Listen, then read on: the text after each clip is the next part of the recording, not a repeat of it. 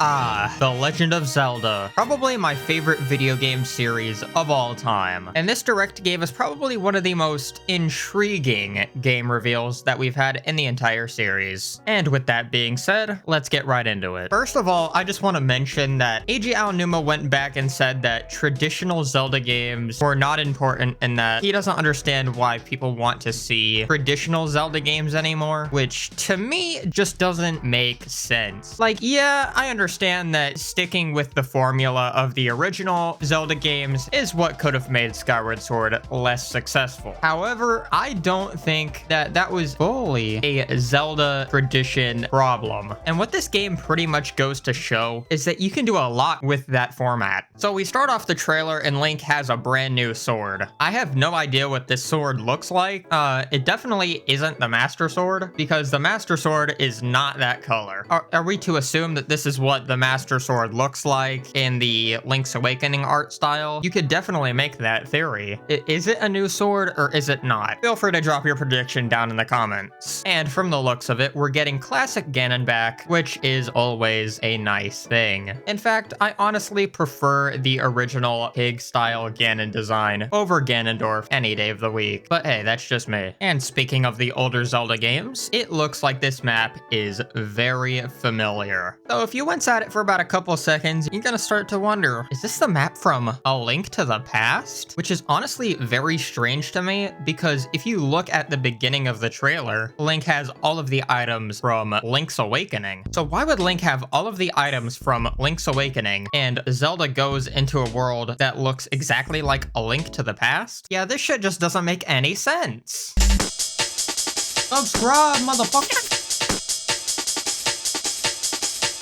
And with the return of the Link to the Past map, you can make the argument that, yeah, this is a little bit disappointing. I mean, it's cool and nostalgic. Everybody loves A Link to the Past. However, you have to note that we did have a game right before the last one that was set on the exact same map. And I know this game is ironically going to switch it up a little bit, but I think this game would have been a lot more exciting for me out of the gate if they went with a wholly original map instead of just reiterating on the past, since this game already seems to be experimental. Now, elephant in the room, everybody's calling this game The Legend of Link, which I think is a hilarious way to cap off the joke of The Legend of Zelda not actually being about Zelda. However, the people saying that this should be a series, I just don't think they understand the shakeup that this game is meant to be, and if they end up turning this game into multiple games, it's just going to make this game less special. Now, I'm not opposed to seeing Zelda in other games, especially another 3D game. However, I just don't want to see Nintendo ruin this game by making unnecessary sequels. So we've got details here on what kind of items exactly we're going to be able to use as Zelda for her playstyle, and she's going to be able to pick up beds, certain items across the map, and another thing which I thought was really cool about the trailer is that she's able to pick up enemies, and you're able to use these enemies to battle other enemies. And I think this is a really cool idea, kind of like the captures from Super Mario Odyssey in a way. And I just think that this concept should be taken to the fullest extreme, and we should be able to like capture boss fights and everything. I just think that that would be something really, really neat. So a minor gripe I have with this trailer is it doesn't really show off any new items other than Zelda's main ability, which is being able to, you know, pick up a table and, you know, move it across the map. There is a bombable wall in what I assume to be the intro of the game. Pretty much a copy and paste from Breath of the Wild, by the way, but you know, we'll get over that. But the thing is, I just really feel like traditional Zelda games really excel at fun, unique, original items. So I just hope that this whole gimmick of Zelda being able to pick up items across the map isn't what the entire game is going to be based around. Like, I do like the fact that Zelda is able to jump, and I do like the fact that she's able to pick up all these different things, but I think this experience will be even better if this comes alongside traditional Zelda items. And to go along with those items, we're going to need traditional Zelda dungeons. Dungeons were a really hot button issue when it comes to